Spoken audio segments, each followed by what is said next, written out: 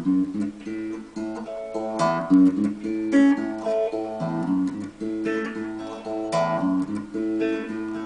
Mr. Marley, oh, Mr. Marley, we're here to parley about your charitable obligations, duties due to your high station. One of London's leading merchants, help us help the little urchins starving in the streets. Oh, Mr. Marley, oh, Mr. Marley, there's little Charlie. His spine is permanently much too curvy, plus a childhood case of scurvy left him weak and so disabled. Help us fill his Christmas table with some scraps of meat. You live a life of ease. Think how greatly it would please you to assist the poor who are suffering and struggling right outside your door.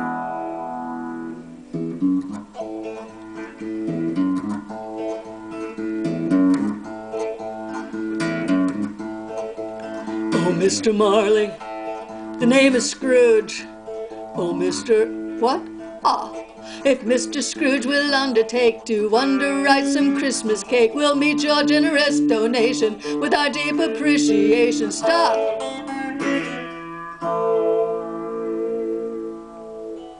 I do not wish to have your appreciation.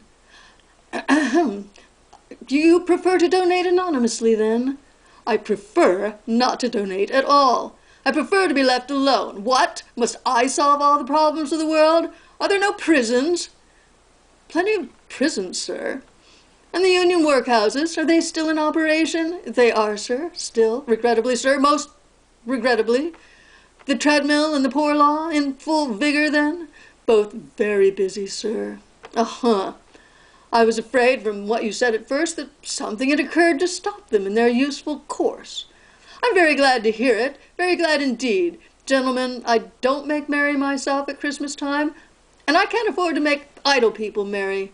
My taxes help to support the establishments I've mentioned. They cost enough, and those who are badly off must go there. But many can't go there, Mr. Scrooge, and many would rather die. If they'd rather die, they'd better do it and decrease the surplus population. Good afternoon, gentlemen. Good afternoon, I say. And you, Cratchit, you'll want tomorrow off, I imagine? If it's quite convenient, sir. It is not convenient. Indeed, it is most inconvenient, sir, and most unfair. And if I was to stop your wages for it, you'd think me hard enough, I'll be bound. Oh, Mr. Cratchit, sir. Oh, Mr. Cratchit. Yes, sir. Oh, Mr. Cratchit. He'll take the day off thinking I won't dock it. Think it's right to pick my pocket once a year while you sit idle. Just another sly entitled beggar at my door. Should I refuse, you'd feel ill-used. So I must lose each year 1/2 a day of work along with that much pay. It's hardly what I'd call a sound investment practice, throwing round my money to the poor. Each year you rob me blind. No one seems to mind all over London town. Good businessmen like me are being shaken down.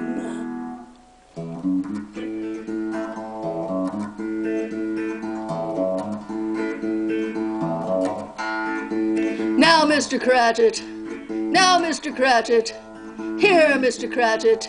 If you must steal the day on this pretext, be that much earlier the next. Don't waste your breath with thin excuses. All they are damned abuses, damnable and vile. You think it hard, I guess, if I paid you any less, and yet you think it's fair to steal 1/2 a day from me without a single care. Oh, Mr. Cratchit. Oh, Mr. Cratchit. So, Mr. Cratchit. Go, Mr. Cratchit! Yes, sir. Thank you, sir. And happy Christmas, sir. Christmas? Bah! It's a humbug. A humbug, I say.